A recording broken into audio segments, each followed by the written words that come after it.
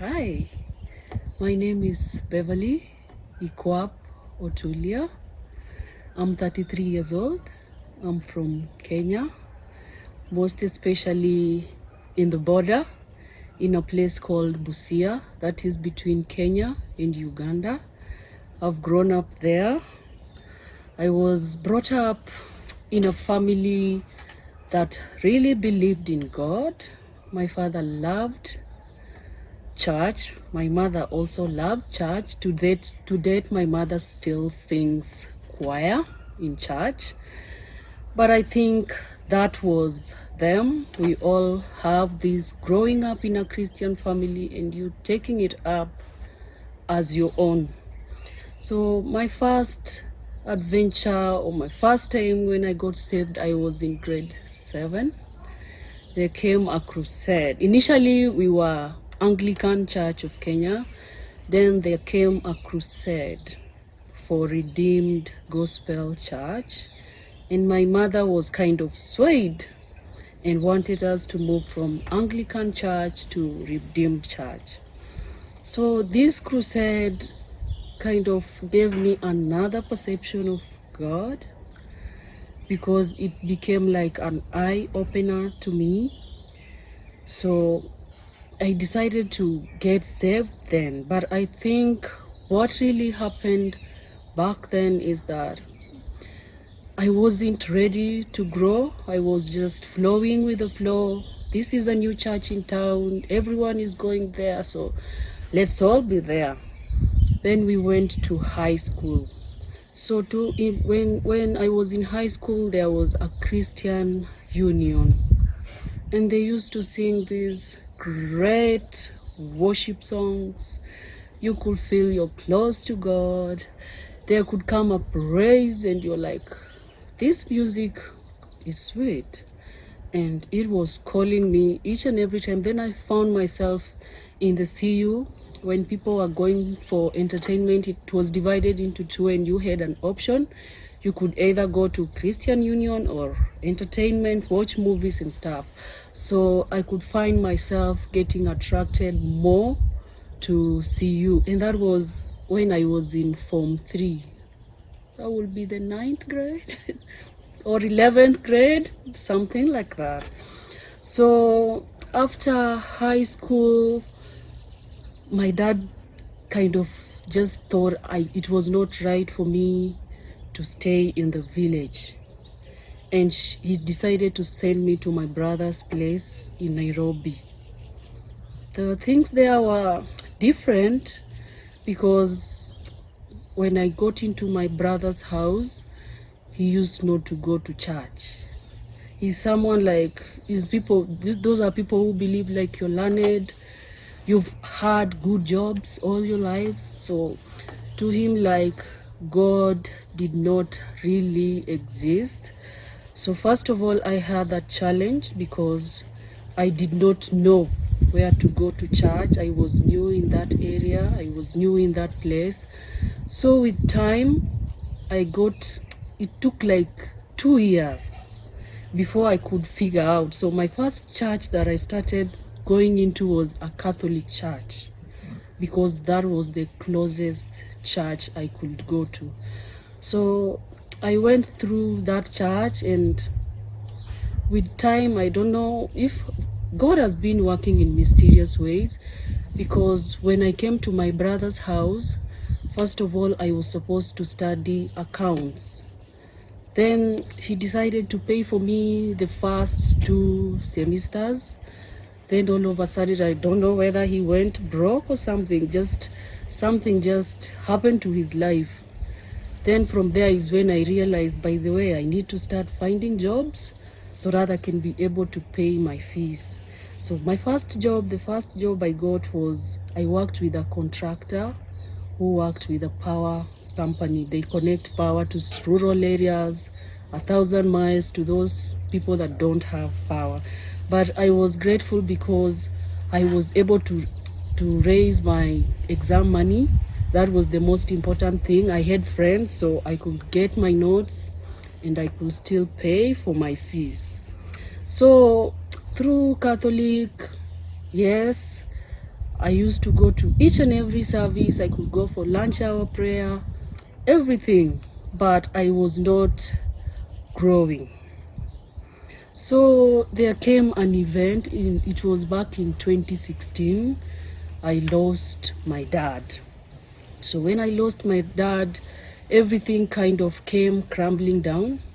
So my brother decided to marry another wife, and the wife decided to disorganize us. So some of us who were staying there, you were told like, go and start your life. So the first thing I did is I went back home to my mother's place, and from there, I don't know whether it was shock, I don't know. It took me time to kind of recover from the death and everything. So I stayed at home from 2016, 2018. Then I decided to come back to Nairobi, tried again 2018, became hard again. I went back home. Then now in 2020, January, I came back to Nairobi to my cousin's place. So when I came to my cousin's place, they were not living a right life. My cousin doesn't have a husband, and she had a teenager. So their life was kind of confusing. They had a shortcut of getting money. And I was like, oh God, I have never desired to live such a life. I have never wanted to live depending on people. I've never really wanted an easy way out. Then I remembered I had a friend in college when I was starting CPA. I met this friend. She's a bit older than me, like 15-18 years older than me. She was coming back because in her job they needed an accountant, and the only choice she had is go back to class. And when she came back, she met me like the first person, and she was like, this is the young person I can depend on. So I used to teach her CPA, I used to teach her the maths, or even when she had a refer, I could pull her through. So our friendship grew that way. So I stayed at my cousin's place for like a month, and then I decided to call my friend, and I told her, by the way, I came back to Nairobi, and I don't see life is not taking me quite well. And I was telling her, even the place I live in, it's not good, because for my cousin, if you could not bring food, you cannot eat. Then the first thing my friend did was like, you can come stay with me in my place, then and try and find job until when you have that job. So unfortunately, it was around February when I came to her house, end of February. So when I was supposed to start looking for a job in March, that is when COVID hit us. So I was left again just roaming around, doing nothing. I remember one time there was a hospital close by, and it reached a point I was looking for just any job, as long as I have a job, despite the fact that I have studied accounts. So I decided to go and look for a job as a cleaner. So I did not quite get that job, but I don't know, in that situation, I think it made me feel disappointed and low. And I started asking God, why would you take me through school? Why would I go through all that? I paid for my own fees, and then right now I just resolved to being a cleaner. So then I went back home, disappointed again, despite the fact that I lowered myself down to that level. Still, I did not get a job as a cleaner. So I went back home. Then there was again a security company that was recruiting people. So the first person I met there was a guy, a gentleman. And in as much as I wanted a job as a security guard, I think he also had his own stories. So what he told me is like, you know, I can take you in, I can rent for you a house, then you can be working here and you will not work as a security guard, you'll have a good job. Then that day I went back home and I told God, I am not looking for a job anymore. So I went back home, and like my friend that time was not even in that house. She had also gone to her other home. So I was left. I used to stay there alone. Sometimes you don't have food. You're forced to just sleep without food as long as you survive. So one time when that friend of mine, she used to come to their office maybe once in 2 weeks, or sometimes she could come twice in a month. So that friend one day came, and her friend from the place I work now, she's called Anne, they work in the same office. Then she just told her jokingly, can you please give my friend a job? And Anne asked, like, right now I don't have jobs, but I can try, and because back then no one was working here. It is a tours and safaris company, and COVID kind of crashed down everything. So she was like, right now I cannot really tell you that I have a specific job for you, but what I will need is for you to just run errands. So the very first time I came to this place, I used maybe to take checks. I could take checks to the bank, deliver letters or things like that. But with time, I met Alice.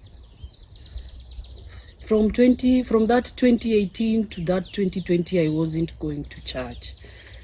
So in 2020, when I came here, it was around July. It took us like 3 months before we could become friends.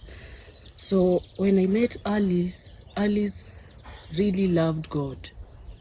So the first thing Alice did to me was took me to the nearest church. She could wait for me every Sunday.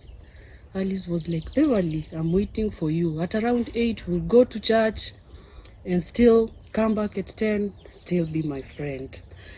Now, the problem with that church is that even Alice herself could sense like we were not growing. We were not growing in the same church. So she told me like, there's a place I've heard and we'll go and try and see what happens. So it was in around 2021 April, we tried that new church, and I went to that church for like 1 month. And then they started asking if you want to give your life to Jesus, or if you had given your life to Jesus but still you feel like you've been off and you need to renew your relationship with Jesus. And I thought like, that is my chance. And in 2021, it was in June 23rd, I gave my life to Jesus. And since then, I think my life has really changed, because there were things like I used to just desire to have. Like I had desired to have my own bed, to have my own room, to have my own things in it. And God has been faithful to me, because each and everything that I desire, yes, I may not have much, but God is satisfying my needs in His own ways. I no longer have to look for people to give me food. I no longer have to look for people maybe to give me transport. Maybe I'm stuck somewhere or something. I no longer have that. And you know, I think coming from a background in our village, there are always these beliefs like, you cannot just prosper. You cannot just succeed. It reached a point I started thinking, maybe this witchcraft is working on me, because how can I have finished school? How can I have gone through all that? And like, I just can't figure my life out. Like I said, I am 31 years old. It worries someone when you're past 25. Your life is not moving. It's like you're stagnating, you're stuck somewhere. It reaches a point you start to worry, like no side of your life is moving. Your education reached where it was, your finances are not growing, you're not just moving. At one point I thought like maybe this witchcraft thing can really be working, but I thank God because ever since I went to church, I know that everything, no matter what struggles or no matter what challenges you pass through, all you need to do is pray. Because I remember like when this year was starting, we had a 21-day fast. And I thank God because I went through the 21 days fast, and this year I have not struggled. This year I have not seen, and this year I've learned to be at peace with everything. Like nothing stresses me. Even if you think you're delivering the worst news to me, I just find myself neutralizing it. Like these days I'm the one giving people hope. Even if my friend tells me, by the way, I don't have school fees, these days I can be able to tell them, trust in God. Because what I've seen God do to me, I don't think I'll see it anywhere else. I've never seen it. And I am waiting. Yes, I have a lot of dreams. I have a lot of visions. But even if I'm 31, I'm no longer worried because I've come to learn that God's timing is the best. You cannot hurry God. God has time. Like 31 and happy, wait for God. These days, all I do is wait. No matter what, I just wait. Even if what comes my way, I know my time will come. And that time is God's time. So I keep on waiting for God to do for me wonders. And that is my story.